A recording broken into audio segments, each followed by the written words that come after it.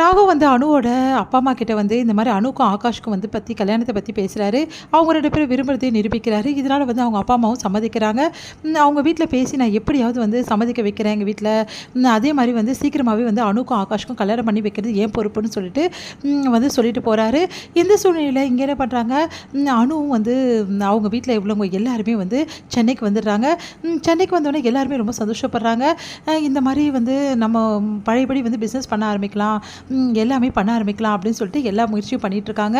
இங்கே வந்து என்ன பண்ணுறாங்க, நம்ம ராகவோட பாட்டி என்ன பண்ணுறாங்க, வீட்டில் வந்து பூஜை வைக்கிறாங்க. அதுக்கு அபியும் அனுவும் வந்து வீட்டில் இருக்கவங்க எல்லாரையுமே கூப்பிட்றாங்க. அவங்களும் அங்கே வராங்க.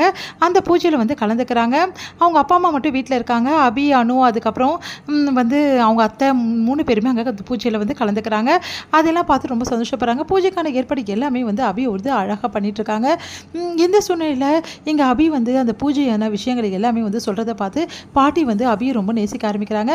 பாட்டி சொல்கிறாங்க, அபி ரொம்ப நல்லவ, அவளை மாதிரி யாருமே இருக்கவே முடியாது, அவள் தான் இந்த குடும்பத்துக்கு ஏற்றவ அப்படின்னு சொல்லிட்டு முடிவே பண்ணிடுறாங்க. வீட்டில் வந்து கிருஷ்ண ஜெயந்திக்கான எல்லா பூஜையும் வந்து அழகாக வந்து நம்ம வந்து அபி வந்து பண்ணிகிட்ருக்காங்க. அப்போ வந்து கிருஷ்ணோட பாதம்லாம் போட்டு ரொம்ப சூப்பராக டெக்கரேஷன்லாம் பண்ணுறாங்க. அதை பார்த்த பாட்டி வந்து அவங்கள பாராட்டுறாங்க.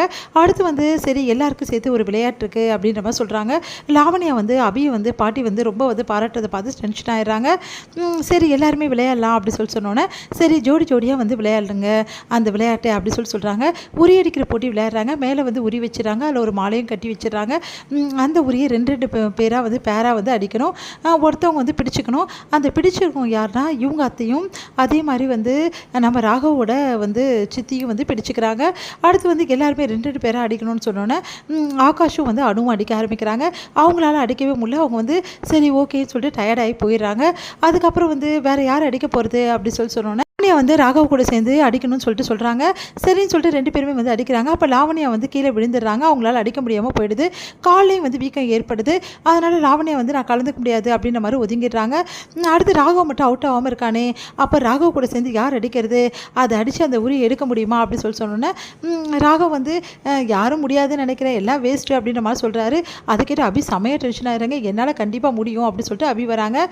அபியை பார்த்துட்டு நீயே குட்டியாக இருக்க, அதே மாதிரி என்னோட ஹைட்டுக்கு நீ வரவே முடியாது, அப்படின்னு போது நீ எப்படி அவ்வளோ ஹைட்டான உரி அடிக்க முடியும் அப்படி சொல்கிறாங்க. என்னால் அடிக்க முடியும் அப்படி சொல்கிறாங்க.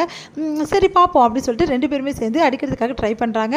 அப்போ கடைசியில் வந்து அழகாக வந்து 2 பேருமே சேர்ந்து அடிச்சிடுறாங்க. அப்போ அந்த மாலை வந்து அவங்க 2 பேர் மேலே அப்படியே விழுது. ஒரே மாலை வந்து 2 பேர் மேலேயும் வந்து விழுறதால 2 பேரும் வந்து அந்த மாலைக்குள்ளே இருக்காங்க. அப்படியே வந்து எல்லாருமே வந்து பிரமிச்சு போகிறாங்க. கண்ணன் வந்து மாலை வந்து யாருக்கு விழுதோ அவங்க 2 பேரும் கணவன் மனைவி ஆகிடுவாங்க, அவங்க காலம் ஃபுல்லாக பிரிய மாட்டாங்க அப்படின்னு சொல்லிட்டு வந்து சொன்னதை வந்து ஞாபகம் வருது பாட்டிக்கு. அப்போது இவங்க 2 பேருமே வந்து காலம் ஃபுல்லாக பிரியாமல் இருக்கணும், கண்ணனோட ஆசீர்வாதம் இவங்க 2 பேருக்குமே கிடச்சிருக்கு அப்படின்னு சந்தோஷப்படுறாங்க. இதெல்லாம் பார்த்து லாவண்யா வந்து செம்மையாக டென்ஷன் ஆகிறாங்க. உடனே வந்து அப்படியே பார்த்துட்டு முறைக்கிறாங்க. எல்லாருமே அப்படியே பார்த்து பிரமிச்சு போகிறாங்க. அப்போ வந்து ஆகாஷ் என்ன பண்ணுறாரு யோசிக்கிறாரு. அப்பா அண்ணியும் அண்ணனும் ஒன்றா சேர்ந்துட்டாங்க, எனக்கு இப்போ தான் சந்தோஷமாக இருக்குது. எப்படியாவது வந்து அபியை வந்து அண்ணன் கல்யாணம் பண்ணிக்கினான்னா ரூட்டு கிளியர் ஆகிடும், நானும் சீக்கிரமாகவே வந்து அணுவும் வந்து கல்யாணம் பண்ணிப்பேன் அணுவையும் அப்படி சொல்லிட்டு சந்தோஷப்படுறாரு. சரி ஓகே அப்படின்னு சொல்லிட்டு எல்லாருமே பார்த்துட்டு இருக்கும்போது நேராக லாவண்யா போயிட்டு அந்த மாலையெல்லாம் எடுத்து வெளியே போடுறாங்க. வெளியே போட்டு விட்டுறாங்க.